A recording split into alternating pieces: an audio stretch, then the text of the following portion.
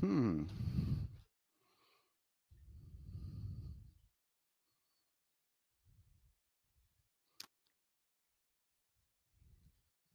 Can you hear me? I can't hear you. Hmm. Hang on.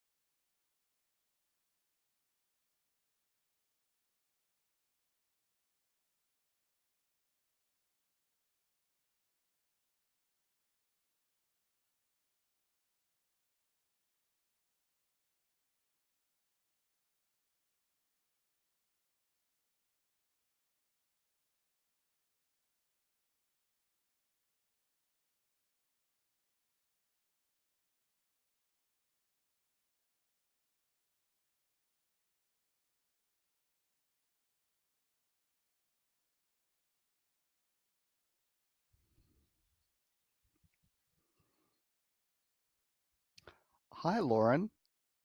Mind if I interrupt? I believe your microphone may be muted.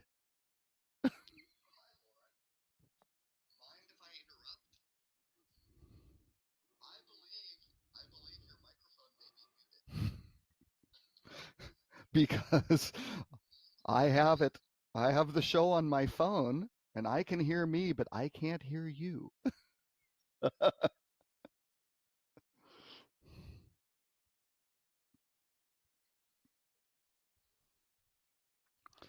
Boy, am I bad at reading lips. There, how's Oh, that? there we go. That's so much better. So we've been doing pantomime for this entire time. I I wouldn't say we so much. Oh no, I'm bringing you in on this one. Oh no, I'm dragging you down with this one. For the past 5 minutes, we've been talking heads and nothing else. Or I have, and it's Robert. That's it. That's Actually, bizarre. actually, not technically. Well, I don't know. if it's kind of like if the tree falls in the forest and nobody's there, does it make a sound? Does it I still? don't know. No. I think it's more of if the man is right and in the middle of the forest, he makes the decision, is he still wrong? You know, that kind of thing. Oh, Where are we? we're Okay, gonna you get into Schrodinger's cat here, so we should just stop. I should stop. before we Yes, get we there. should stop. Well, golly, if I was muted the entire time, welcome everyone to show number 122.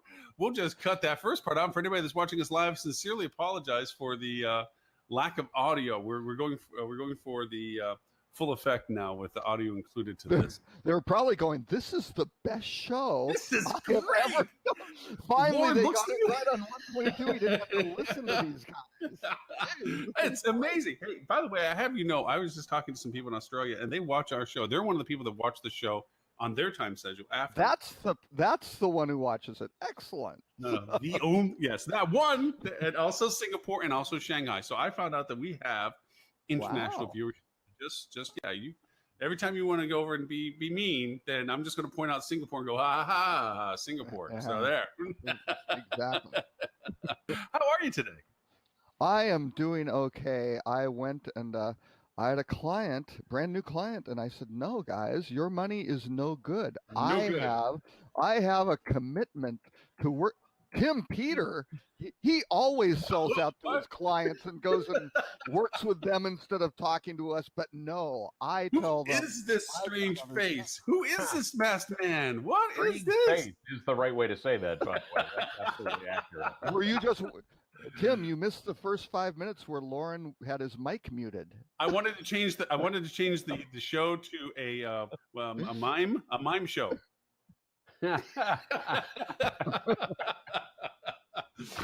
That's all right. The stunt worked because Robert thought that he was on mute and he had to come leave the show and come back because he couldn't hear me. So actually, the joke worked well. So I guess that was my evil plan. How are you, stranger? How have you been? I've been good. I've been a little crazy busy, but I've been really good. Things are excellent. I drove across this great country of ours last week. How was that? That was pretty great, actually. It was a lot of fun. Saw some. Were these college visits? This is college move. This is college the daughter move. heading to Arizona, so heading to ASU probably. My in-laws live there. She's going to stay with them for a bit, see if she likes it, and then enroll in the fall for her senior year of college. So. Well, you can definitely. Holly could be a great sounding board for. You know. Oh yeah. So we figured, it'll be fun. We'll just drive across country. It was really great. I do have to tell you, this is a sign when you're getting older, right? Two things happened. One was every day getting out of the car was harder. Right? Every day I got out of the car more like, yeah. And the second is I don't like cruise control. I don't feel comfortable with Really? Yeah, especially when there's cars around and stuff like that. I just don't feel comfortable enough. Control freak. Oh, sorry. Absolutely true, by the way. Absolutely true. I'm a terrible passenger in cars. I had a horrible accident when I was about 22 or 23. And ever since then, I'm not a great passenger. I much prefer to be in control of the car. And so I don't love cruise control for the same reason, right? And what I discovered is if you don't use cruise control and you drive cross country and you're doing most of the driving, by the third or fourth day, your right knee starts to get unbelievably stiff. And welcome to today's edition of Old Man Talk, and our host today. Exactly. Actually, I'll tell a quick story. My wife in college was in a car accident. She went to school at Southern Mississippi in Hattiesburg, and of course they would make treks to New Orleans for weekend activities. And she had a little MG, cute little car. Yeah. And so she's there, some guy, boyfriend, God knows, I don't know her past, but yeah. So, some guy, and he was driving her car back, right? And so she fell asleep while they were driving, but woke up as the car was rolling off of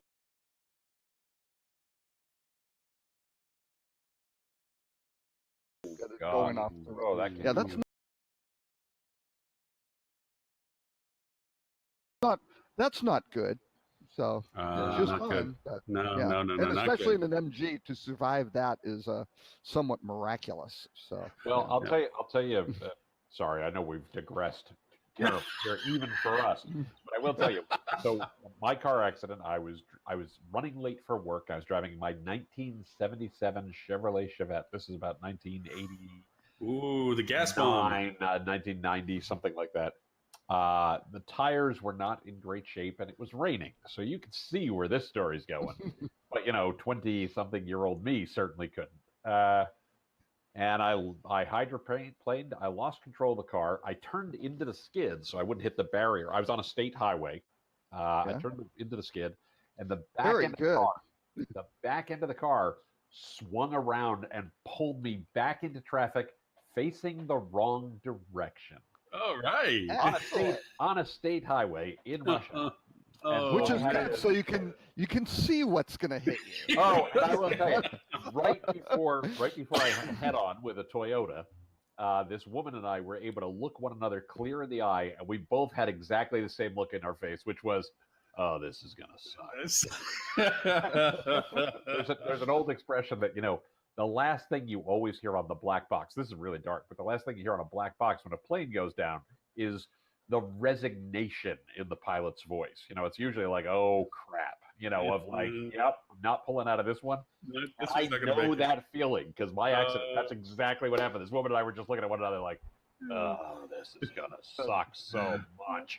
Not good. And Not everything good. slowed down. Everything so you slowed down go- immensely. Yeah. Totally. Yeah. We're just making direct eye contact like we are right now, just going like, no. Yeah. Unfortunately, no one was seriously hurt. I got some whiplash, and I've had some recurring neck and shoulder problems since then. Because of course, I tensed up, which is always the right idea. But Yep. And Tim's crack New Jersey lawyers made it the other person's fault and sued him for a fortune, right? Tony Bag of Donuts made sure that everything was fine. you know what you call three big guys with a club in a dark alley, don't you? That's your legal team. Yeah, it's a Newark, New Jersey lawsuit. No, Yeah, sir. Well, so we're in this fun little bit. Robert, when he comes up with topics, he comes up with solid 10 plus topics. Yeah. And so I feel inept because, if I'm late on bringing topics or something, so I have to go make sure that I have something to bring to the table. So I threw a bunch more in that I just sent out at the last minute. And I had thrown one up that I was just happened to be chatting about because I thought it was actually relevant that with limited service properties, I don't know about you, but I get a lot more questions about limited service properties and their ability to yield better because they have such limited variations to what they can do. Sure. So there's a neat article out of T News that I'll grab the link for real quick. That was talking about the technology value to limited service properties. And I think the gist of the article that I enjoyed the most about was the fact that it was not so much about people's expectations with limited services being unrealistic as it was the fact that people's expectations of service in general are elevated because they feel that there's an awareness level that all hotels should have, regardless of the spectrum of services that they offer. There's still a standard of service that should be maintained. Sure. And the article went into a little bit about talking about how technology can help that, because on the operational side, as we all know, limited service properties are the leanest operated when it comes to a staffing perspective. Property type in our entire industry. I mean, GM is also front desk by shift, also engineer by shift, also by housekeeping by shift, and so they don't have that option, big luxury of being lobby lizard and general ambassador to their property that comes out from the office, because usually their office is the front desk. Right, but they do have the opportunity to meet every guest checking in. Absolutely, and that's kind of exactly what's going on, which is a yes, and they're also their own salesperson, so they know the relationships of people that are organizing events with them and so forth. So that's kind of the thing that I thought was kind of interesting in the article, is it brought up that question mark. So I full disclosure, obviously you sent these out 20 minutes ago, so of course I've not read the article, so I'm not responding to the article specifically, more to the topic. Idea topic, yes. As you are aware, I grew up in select service. That was my introduction to the hospitality industry professionally, 17 years ago, right? And not having read the article, I would caution people who are in select service that don't look for tech to solve your problems first. make sure you run the property correctly, make sure you're service focused from the outset. People don't expect the Ritz, they don't expect the Four Seasons. What they do expect is consistency. What they do expect is to be treated like a human being. And then if you can use technology to augment that, now you're really cooking with gas, right? Right. But start by just delivering on what you claim you're going to deliver on. Super 8 was one of my brands for a long time. Super 8's tagline when I started there, which is not a great marketing tagline, but it was a good value proposition for the property, was clean and friendly.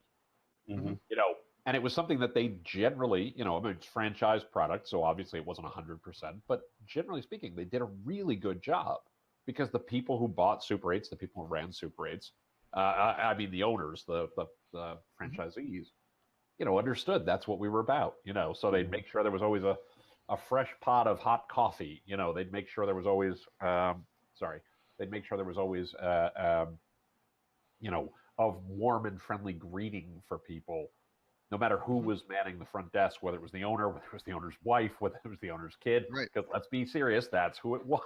Oh no, right? And that's But it was great, and very, very good TripAdvisor scores, very good ratings and reviews, lots of repeat business in the sense of for people who might only stay once a year, but they might go back to the same property year after year. But you also had, the service level in some cases much better than 4-star, even 5-star hotels. Let's say, personalized. What people are doing. Hey, do you want to know what's going on in town or different things? Why are you here? And you had people who were just driving through who you'd see once in a lifetime. Yeah. That's it, and it'd be gone. Right. But then you also had salespeople who would be there 4 days a week, or truck drivers. 14 times a year. Or crews. Or crews. You'd have people who are camped out for extended periods. Yeah. So. Yep. Now I have to say that, and this goes back to the first GM that I ever had the privilege of working for, who I still consider to be the best GM I ever worked with. And he would be walking around property. We do property inspection. This is a Holiday Inn. Yep. Now it's in that wonderful mid-range point that their expectations are mitigated based on the amenities that are offered. We were full service Holiday Inn, but he said, as he's going around and teaching me things, he's going over and says, "What do you think the impact is of trash on the floor with our hotel compared to the Ritz-Carlton, which is 2 blocks away?" And I said, "Well, it's trash on the floor, and it needs to be picked up." He says, "But no, it's not. It's not the same. It's completely different. The impact of expectation is that if they see trash on the floor with us, it's kind of like it's that place. But if they see trash on the floor at the Ritz-Carlton, it's like, they go downwards quickly. Where if they don't see trash on the floor for us, it's like, wow, this place is, it elevates the perspective of the property. Right. Greater impact with the perception of the property, the limited service properties in particular, that if it is, as you said, Tim, it is clean, it is efficient, there's fresh coffee, there's helpful service. There's that. It's like, it goes beyond an expectation, which is so much more of an impact than falling behind expectations. Well, a lot of it is preconceived notions, right? So if somebody goes to the Ritz-Carlton and there's trash on the floor, most Ritz-Carlton guests would be, well, that's surprising. Yes, right? What is that all about? Right, that's not supposed to happen, right? Yeah. If you see trash on the floor of a select service property or limited service property, it confirms what their worst fear was. I think your GM's point was brilliant because it just absolutely tells people, this is what I knew I was going to get. It's that place. That's terrible, as opposed to, wow, this place is kind of nice. True story. I think I'm well past the statute of limitations on this. We did a panel, where we went back to the same guests year after year. A fairly long-term study of people's perceptions of the brand and the like. And Super 8 specifically, it was one of my favorite brands I ever worked with because it was consistent at what it claimed to be. It did a very good job of that. And what we saw in the data again and again and again was people's perception of the brand after staying was always better than their perception of the brand before they stayed, which is exactly what you want to do, right? You don't have to go, there's all this talk about surprise and delight, and I'm a favor of surprise and delight. But all you really have to do is make sure you do what you say you're going to do consistently. And sometimes that's going to surprise and delight people right out of the gate, especially in that segment. Yep. And then it's all. Oh, go ahead, Robert. No, it's all preventing. From a a process perspective, how do you avoid all these sorts of problems? And a Right. lot of them are really easily avoided. It's like, Mhm. mitigate the risk, and then Right. you get to that baseline, and then you go, okay, now can we do little things to Right. make things better? Um, I used to run marketing for Journey's End, which is actually choices, well, now part of choice and things like that. But economy properties, very inexpensive to construct, good quality though, and we really wound up doing amazing things because the guy who was the EVP of operations when I came in. From a luxury hotel group, he was very concerned that I was going to just blow apart the cost structure and do a whole bunch of stuff that didn't really materialize Right. into, Revenue. positive guesses. And so, first day on the job, he hauls me over to the front desk of the property that's neighboring the corporate headquarters, and he goes, "Okay, here's the deal," because they didn't have computers at the front desk, right? Right. They had a Right. cash register. That was it. And so because they didn't have food and beverage. They didn't Right. have Right. all the stuff you had Right. to do. So he goes, "Okay, I just want you to watch how long it takes somebody to check out here." And so Yeah. they did have at that point they had call accounting systems where you got charged for local calls and some Yeah. things like Yeah. that. So they did have these little tick. So and it was one of these things where it was timed. If you picked up the phone and you let it ring for a minute, you got charged because it didn't really know if it was connected or not. It was not great technology, and that was a standard even for 4-star hotels Sure. at that time, Sure. right? Sure. Crappy technology. So the person comes in, and just says hi and check out. Oh wait, I didn't make those phone calls, sort of thing. The general manager goes in. Oh, that's no problem. Takes off $2, does it. That's it. Here's the total. Bump, bump, rings them up, puts it on the side, and they're done. Next person. Thank you very much. And it took 30 seconds, right? Right. Max to Right. get the person checked out. Right. They were happy. Everything was fine. And they said, "Oh, I'm sorry. You probably just hung on the phone and didn't connect. I know it's, one of Right. these things happens all the time. Not your fault. That's our fault. Good." Right. And no questions done. He Right. goes, "If you can," he goes, "now we don't have to walk across the street to the property that does that." He goes, "You do that same scenario, it's going to be 5 minutes. Zip, zip, zip. Here's a bunch of paper I'm printing Right. out, Right. Right. and here's this, and sign that, and here's about." Yeah. He Yeah. goes, "No, this is what we want. That's what the Right. guest wants. The Right. guest wants to leave. Right. They have Right. places to Right. go. We Right. are a barrier to them living their lives. Getting on with That's their what we do. lives. We eliminate those barriers. Everything, Right.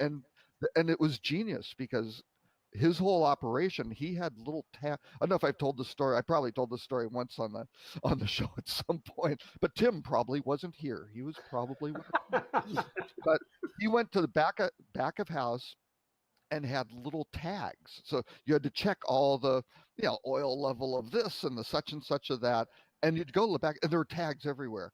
But he had a regional operations person come in every month, regional supervisor, and they checked those because the general manager had to go initial and date. So Oh, sure. he Sure. set it up structurally like, well, if you're there signing your name, you better look at it, sort of thing. Right. And it was Right. checked. And all of a sudden, all that stuff, because that was the minimum. If you didn't do that, you were in trouble, Right. sort of thing. I mean, Right. it was like black mark. And all of a sudden, all that stuff, boom, maintenance problems didn't disappear, but I mean, virtually eliminated, Right. right? Right. Because Right. the stuff was getting checked on. So, and this is a really sophisticated strategies. But there, this is a great but point. it This worked. is a very good point because it's, we often go to technology a lot of times before we have a process, Yeah. right? If you have a good process, you can automate it. If you have Right. a good process, you can, the technology can really improve what you're doing, make you more efficient, make you more effective. If Right. you don't have a good process and you're looking for the technology to solve a problem, you might be putting your carts and your horses in the wrong order. For example, the check-in kiosk, which was always like, oh, let's send people over to a line where there's Right. nobody there. Right. They can do this stuff, and you could, especially the first version, you couldn't change your room. It just did, Right. and then you had to walk over to the desk and wait in line Right. with the other people who had gone to the kiosk to Right. get your key, Right. which just made no Tim, sense. I- It was just You got to annoying. check in twice. I Right, wish I exactly. had taken or had heard that advice years ago, because I was that technology solve a problem person for a while, where I was like, oh, you know what, we can't get the right Shiny person to object. do the right, Shiny yeah, shut object. it, find it, fix it, and to the end, I have great things that, tools and programs and so forth, that are still great tools and things and so forth, but are not being used at the point that I thought I was acquiring them for, because as much as they solve something, it wasn't what I needed solved. Right. What I needed solved was exactly what you said. The process needs to be built, and then you find where you can help and create the efficiencies within it. And it's a lesson learned, because I was one of those people that when kiosks first were rolling out years ago, I'm like, oh, this is going to be great. This solves this. It didn't. It did exactly what you just said. It created a duplicity of problems, because now it didn't work. Technology doesn't always work. This shows a testament to that.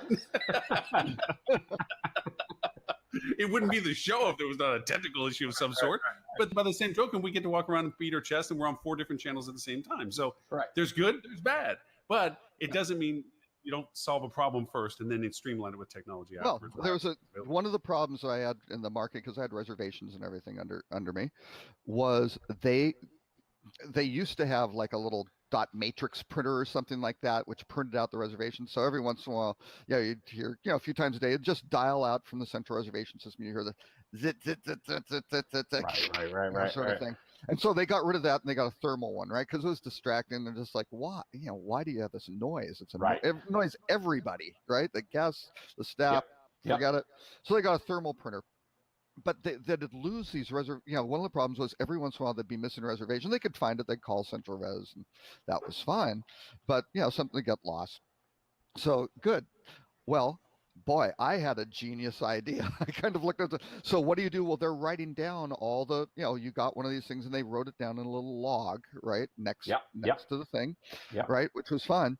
And then I just looked at it and went, why don't we send a sequence number for that hotel? So when they see reservation number 2006, and the previous one was 2004, they can go, where's 2005? Maybe there's a reservation missing. I don't have that one. Yeah.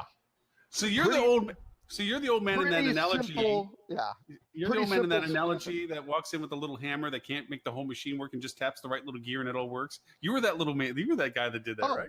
Oh yeah. I mean, over for that business. Well, I did that at Four Seasons too, right? I mean, it doesn't matter. I've done that my entire life. Is you just go in and you go, what's the problem? So they had a problem at Journey's End. And it didn't make sense. We ran the numbers. They were saturated with phone calls. The brand was so popular that they would just get massive call volume, and there wasn't occupancy to fulfill it. So there was kind of this trade-off of what are we going to do to go build out the switch and the staffing to handle peak, and there's no ROI. So, but for our regular guests, we came up with the first limited service frequency program. We called it preferred guest, right? So we had this little thing, and all you got, you did have a number, but we really didn't do anything with it. You got a phone number that got preference in the queue. That was it. So those guys who were kind of low, they got in for, and there weren't points. You didn't get discounts. We had no. You just got a better opportunity to get a room. I mean, the two really radical things that I did is, one is I eliminated corporate rates completely, because we had sales teams and they were out negotiating stuff, and it's like, wait, we are near the lowest cost in the market. There are some cheaper places that are horrible, but this is a great product. You can get a cheaper room, but you wouldn't want one. Exactly. So we could look the guys in the eye and go, nobody is getting a lower rate than you are. Period. But we will give you access to inventory when we're sold out, and talk to us, and we'll work with you. If you think you need a couple rooms every night being held, we'll do that for you. And then, let us know, and we'll. So we did stuff like that, solved a huge amount of negotiation and paperwork and keeping track. All that stuff went away. And then the really radical one was, because we were growing so rapidly, I went to everyday low pricing, which everybody now would go, you're insane, because you could have revenue managed this and done this. And it's right. But we were building these properties, because when I joined, we had 46. When I left 2 years later, we had 120. So we were second fastest growing company across Canada, across all industry segments, right? Mm. Unbelievable growth. But we were taking the properties, we would build them, we'd buy a piece of land for $500,000. Improvements were about $2.5 million. We would syndicate it. We'd get a bunch of limited partners around, get 6 of them, syndicate it for $30 million, which if you do the math is, that's $5 million per property. So we had $2 million in profit right there on the development. And then we took about 11-12% of revenue in fee revenue, which back then was really high.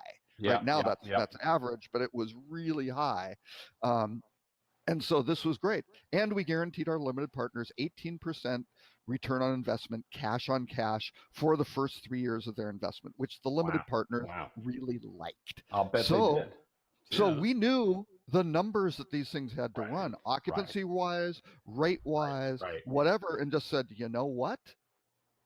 Let's just make this happen. We know that if we don't run full, we get into a problem. We can do this. We can guess, and we'll change it once a year. Guess what? When we publish the brochure, hey, the corporate director or the directory, all we got to do is add more pages. We don't have to change the pricing and the map. Right. All that stuff, no typeset change. All of a sudden, the costs on that dropped. And yes, could we have done all that stuff?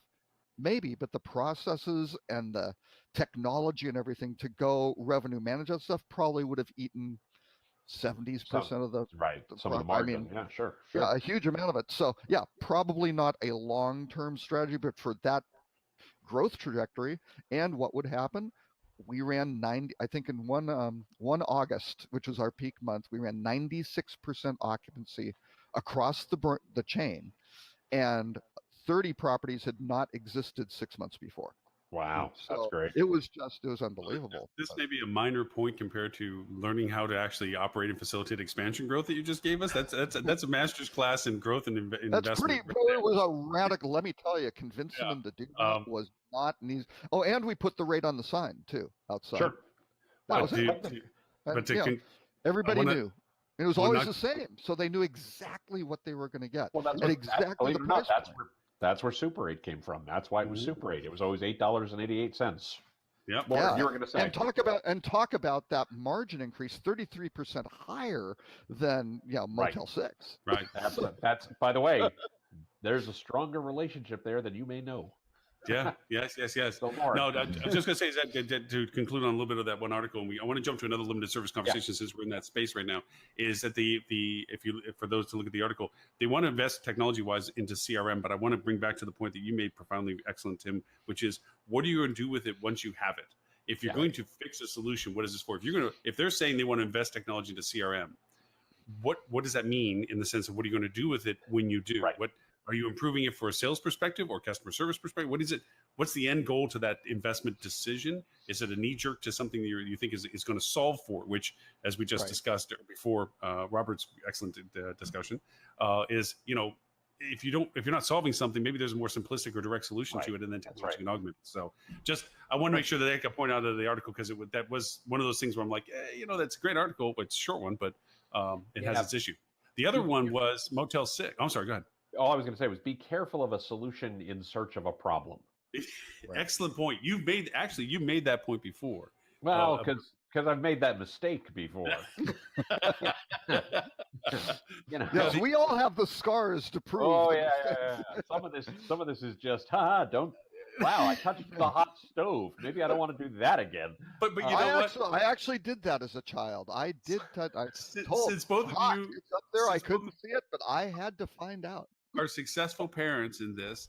I'm sure that you can give many a story about the fact of no matter how much you tried to teach your kids from your vast experience, they still had to experience it themselves to learn the lesson from it. So, yes.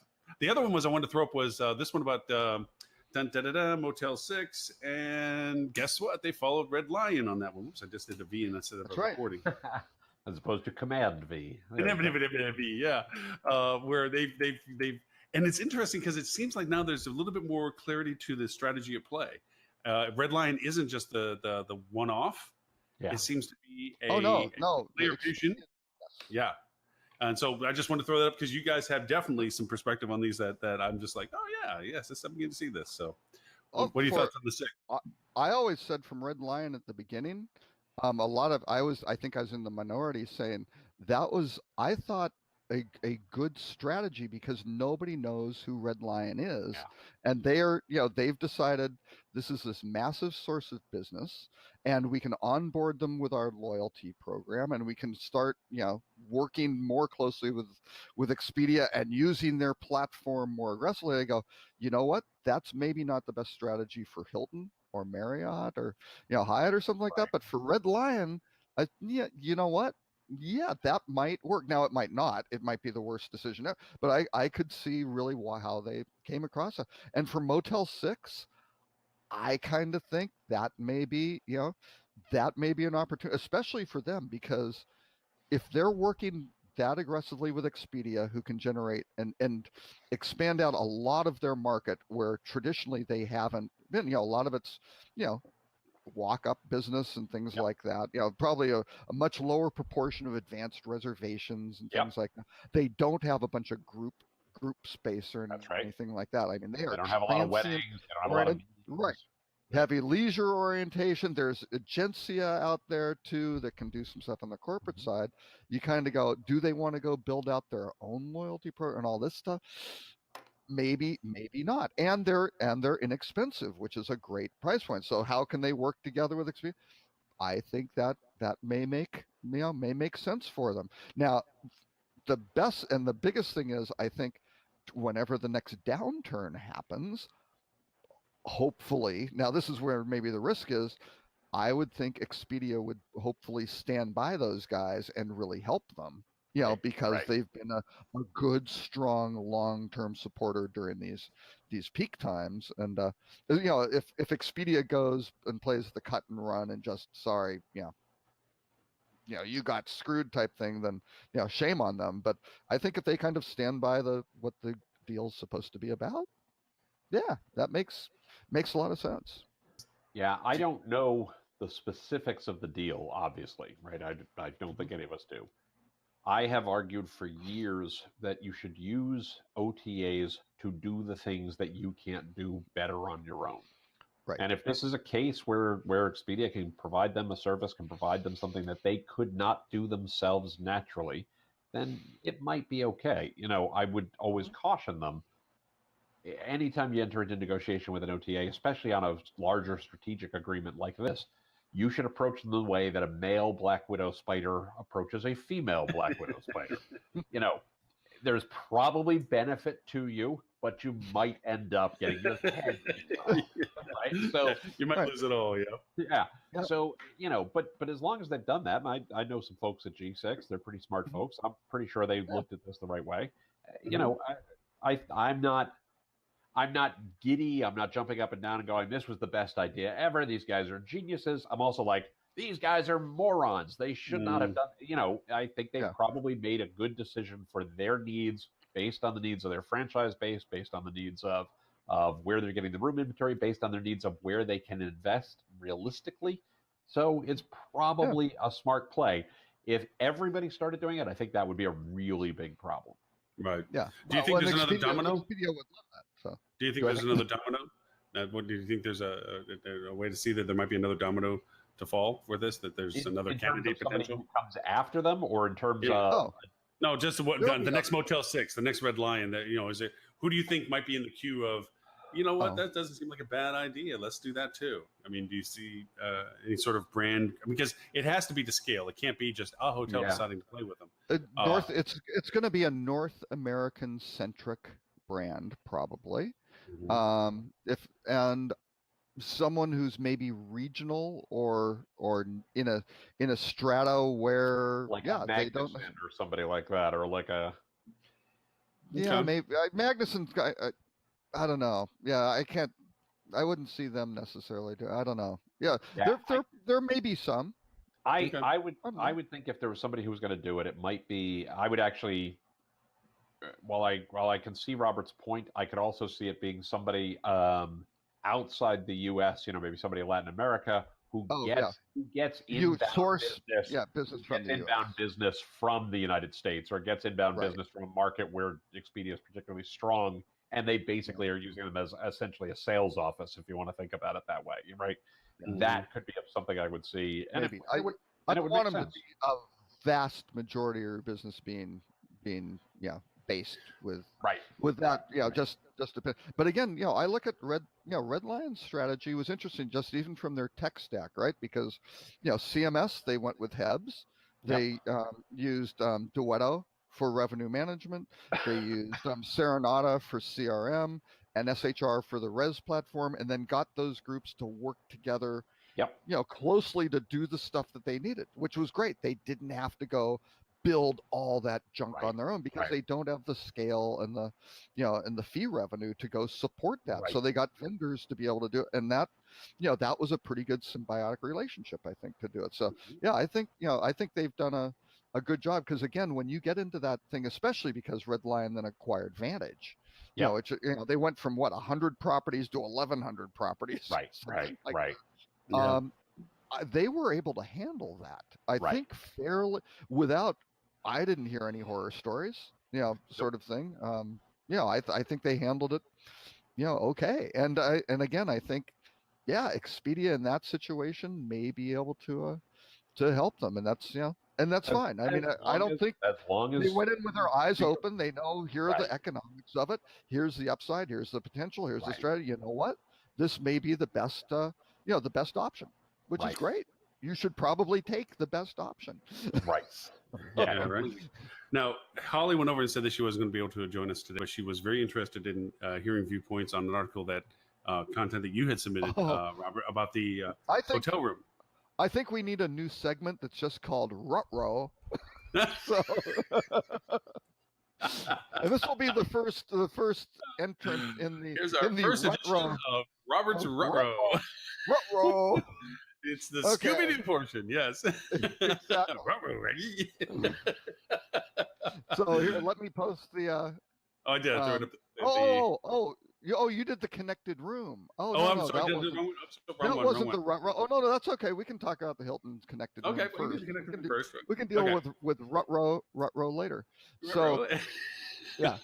So Hilton has gone out, and there's just a story that they're and actually got quite a bit of play, but they've debuted their connected room, which has all sorts of cool little things where you can use the Hilton Honors app, right? Their app, to do things like control the temperature and the lighting and the TV and the window coverings and things like that. It doesn't really say that it controls it, though. It says that it can be asked to be controlled, like as in it would go and you would ask for these things.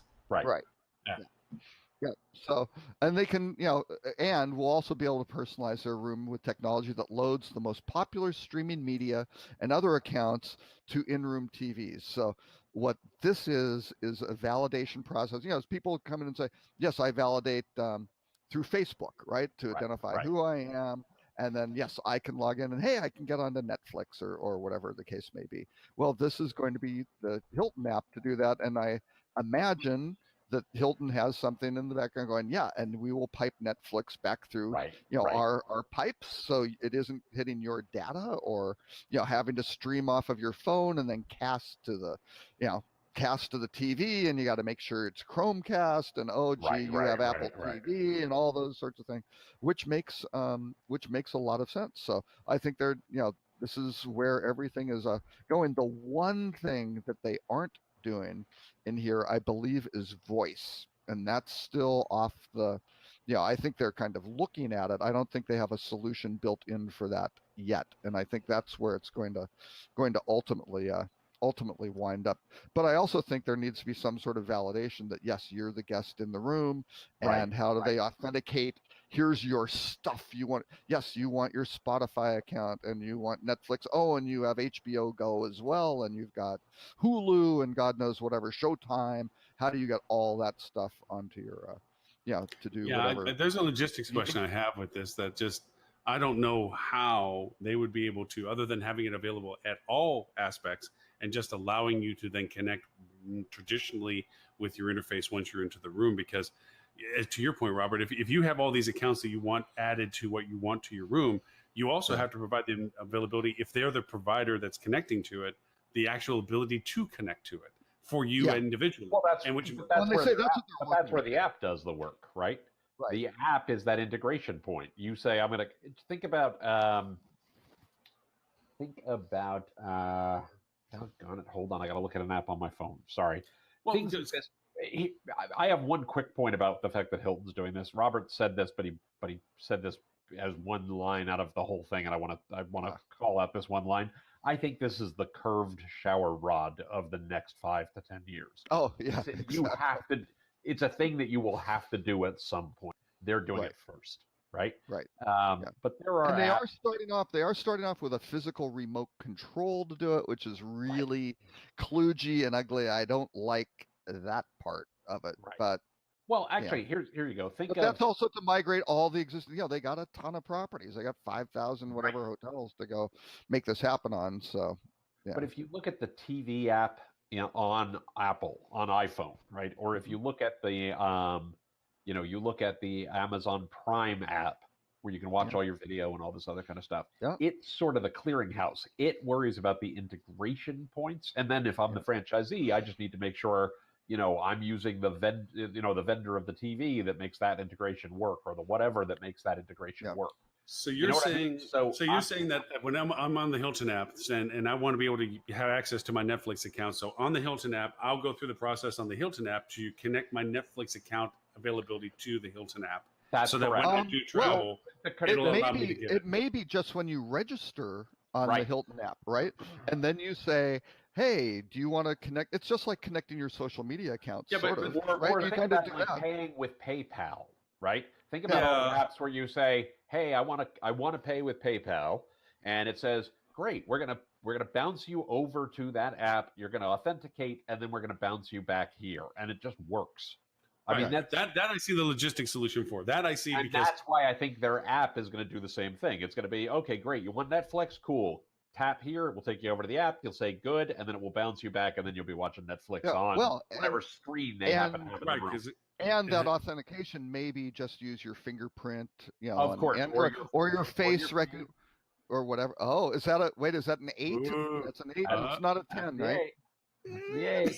Oh, but it's not a 10. No, this is a 10. No, this is a 10. This is a 10. It's a 10. Oh, you both have 10s. Yeah. Oh. What's that? Oh, yes, technology. Hello.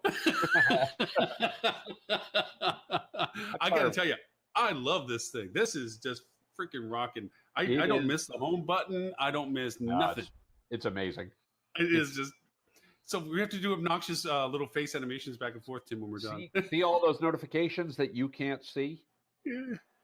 Right? Oh, you got little flashing lights on it too. Oh, I can see them. Yeah. So they're all secure until you look at it, and then the screen shows you the stuff. It's anyway. Look, I'm not the expert in in-room technology by any stretch of the imagination. I strongly suspect that's Hilton is using the app for this, or will be using the app for this as the hub. But it will they'll worry about the integrations with the Netflixes and the Hulus and if the rollout may take time. Maybe the first time you check into the room, they've already got the integration with Netflix and Amazon Prime, but they don't have it with Apple TV and iTunes and Spotify yet. But the strategy is the concept their app essential to function and to improve the guest experience at their hotel. By the way, I can check in on the app. I can select my room on the app. I can open the door. I can do all this stuff. Here's another twist to the conversation we had. That I wish Ed was here for this.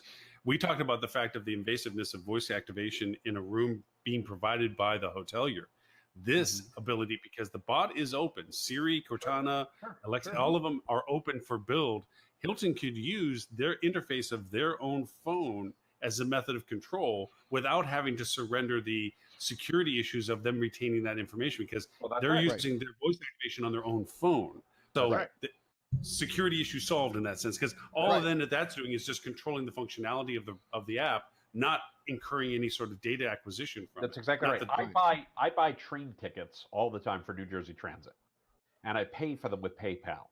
And it literally I'm on the New Jersey Transit app. It says, you're ready to pay. Great, tap here. It pops me over to the PayPal app. I authenticate. It pops me back, and it all just works. Hey, I should send you $1 on Apple Pay on Messenger, because that's another Happy Oh, not yeah, that just yeah. popped up, you know? It's like, ooh, I'll send you some money for a cup of coffee, you know? Anytime you want to send me money, Actually, Lauren, you go right ahead. I will let you do that. you know what a lot of people don't realize. So Venmo, Yeah, Venmo is probably the top peer-to-peer, right? yeah, yeah. Platform, but that's owned by PayPal. And Yes, it is. PayPal's owned by eBay, right? Yes, And it they is. have really No, done a it's not. tremendous. Not anymore. Oh no, did Not they spin it anymore. off? Oh, they spun Finally. it off. They spun it off. Finally. eBay spun took- it off a year took- ago. Yeah, it That's took right, them that's that long to pull apart too. That was the worst thing that ever happened to PayPal was eBay running it. And the worst thing that ever happened to eBay was getting rid of it. Yeah. Yeah. Yeah. Well, in that sense, yeah. But no, because it really made a mess That's right. of I PayPal. forgot that they spun it off. That's right. So Yeah. Now, payments is something I pay a ton of attention to. I have real strong opinions about this. Yeah. And this is well, you got to remember, my first business industry was financial services. So I pay a lot of attention to the payment space and mobile payments in particular. But this But This well, actually, process just is the while we're right thing talking about because actually, just to bring it back to the hotel side for 1 second, what's really smart about this is making the app the hub is really smart because you want to use the app to do all this stuff? Join Hilton Honors, Mm-hmm. Yeah. Mm-hmm. right? So it's You're also providing a way- value at that point. You're You are providing providing value, exactly. Here now you have a really good reason to join Hilton Honors because then you can use the app and control all the stuff in the room. And at some point, I think we're a ways from this, but at some point, you'll be able to set your preferences. So when you walk into the room, it will just preset the temperature to what you want it, and turn the music to the station because you like. Because it knows wants you. your nest. Yes, it Right. knows that you like your nest. The other part to it too, and this is the neat part that I did think about.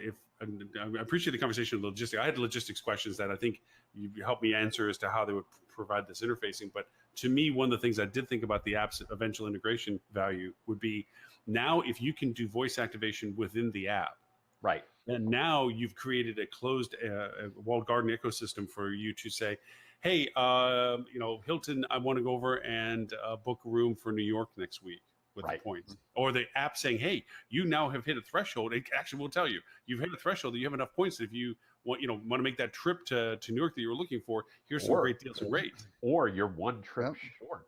Yeah, or you're almost on the edge. Yeah. Now you're dealing with individual interaction with it, with the fact that these bots, because we had this discussion a year ago that when Apple and Google opened up their bot development programs, that was a keynote moment in the sense of developers' life cycles, because now that functionality came into play. So these are things that could not easily, they're probably very hard to do, integrate into this app development program. So Exactly right. And that's where going back to, even though we're shining off our phones and although we seem we're on tangent land all the time, there is a connectivity to what we're talking about. The real value of this thing and